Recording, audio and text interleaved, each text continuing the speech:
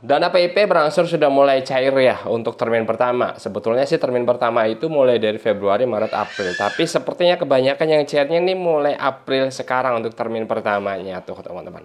Bervariasi, ada yang tingkatan jenjang pendidikan SMP sudah cair, SMA ataupun SMK juga sudah cair, mungkin beberapa juga SD sudah cair. Oke, kita edukasi di sini.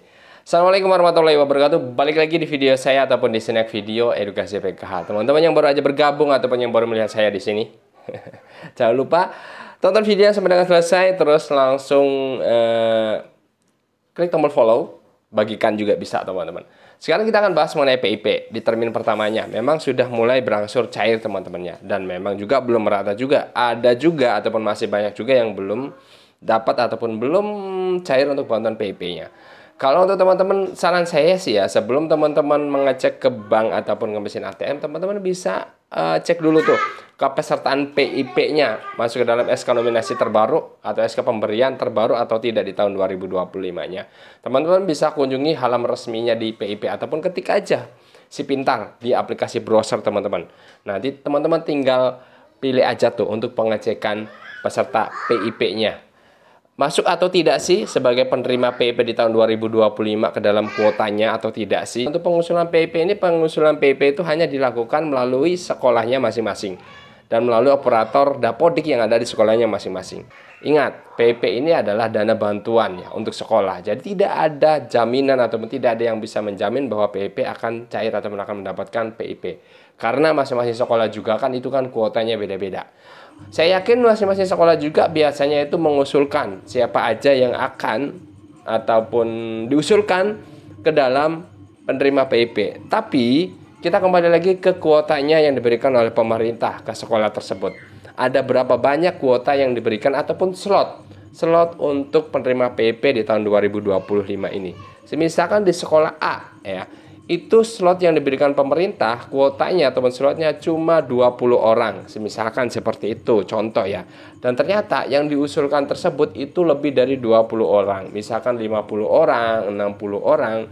Kalau lebih dari 20 orang berarti nanti kan ada sistem seleksi dari pusat juga biasanya. Kalau untuk termin 1 ini setahu saya juga setelah saya cari-cari untuk di peraturannya itu teman-teman ya, bahwa untuk termin pertama ini itu masuk ke dalam pengusulan DTKS kalau nggak salah ya. Sebentar, ini mana nih?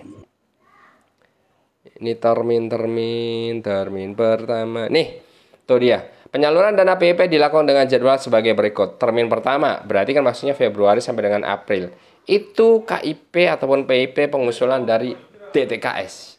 DTKS dulu ya. Kalau sekarang kan nanti berubah jadi DTSEN. Mungkin acuannya masih DTKS karena DTSN ini masih dalam proses penyempurnaan juga. Tapi suatu saat kayaknya akan berubah ke DTSN acuannya. Nah, kalau DTKS ini biasanya sinkron dengan data kependudukan. Baik nama, NIK, terus juga nomor kartu keluarga dan lain sebagainya. Data kependudukan, DTKS, nama dapodik yang ada di sekolahnya masing-masing itu harus padan ataupun sama. Baik dari alamat, nama, NIK, tanggal lahir, dan lain sebagainya. Kalau misalkan namanya tidak ada di DTKS, kemungkinan PIP-nya tidak cair ataupun tidak dapat. Seperti itu.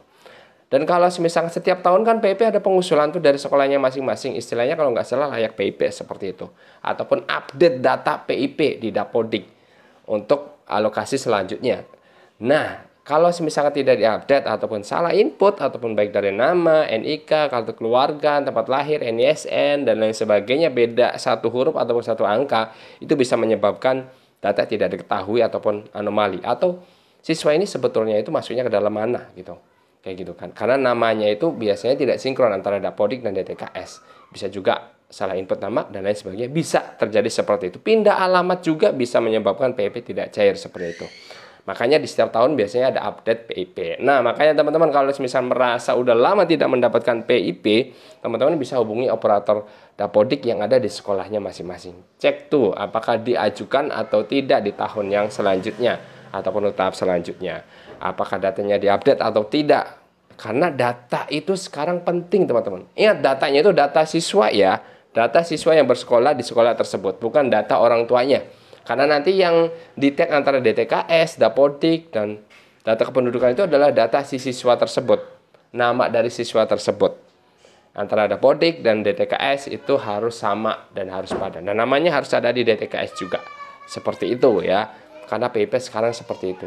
Entah nanti suatu saat pasti rubah data acuannya, nanti kemungkinan bukan DTKS lagi, tapi DTSEN. Kalau sudah sempurna DTSEN-nya. Seperti itu ya untuk pencairannya. Ya, apalagi nih? Saya rasa sudah cukup ya. Nominalnya juga nanti bervariasi tergantung semester yang diduduki, kelas berapanya, kayak gitu kan. Ada yang setengahnya, kayak gitu. Misalkan 1,8 kelas 3, 1.800.000 SMK. Itu nanti biasanya ada di semester berapa itu jadi setengahnya, seperti itu. Begitu juga seterusnya. Kayak gitu teman-teman ya. Kayak gini nih. Tuh. Ya. Itu masih peraturan yang lama. Kalau yang peraturan yang terbarunya sekarang itu sudah berubah. SMA itu 1,8. Kayaknya cukup panjang juga untuk pembahasan PIP dan ataupun KIP-nya nih teman-teman. Yang sudah cair, selamat. Semoga bantuan pendidikan ataupun dana pendidikannya ini bermanfaat tentunya untuk membantu pendidikan anak-anak teman-teman ya. Siswa didik sekolah tersebut. Dan kalau yang belum dapat ataupun belum cair, pantau terus di aplikasi Si Pintar, atau kalau misalkan teman-teman dekat dengan mesin edisi ataupun agen terdekat dan mempunyai simpanan pelajar ATM-nya tuh, teman-teman bisa cek aja langsung. Tidak harus menunggu info dari sekolah. Kalau setelah teman-teman dicek aplikasi Si Pintar masuk ke dalam SK pemberian di tahun terbaru, nih teman-teman, maka teman-teman langsung aja cek ATM-nya. Semoga aja ada saldonya. Tapi tidak semuanya masuk ke dalam SK pemberian di tahun 2025 ataupun yang terbarunya ya. Karena kan masing-masing kota di sekolahnya beda-beda. Sampai ketemu lagi, jangan lupa follow.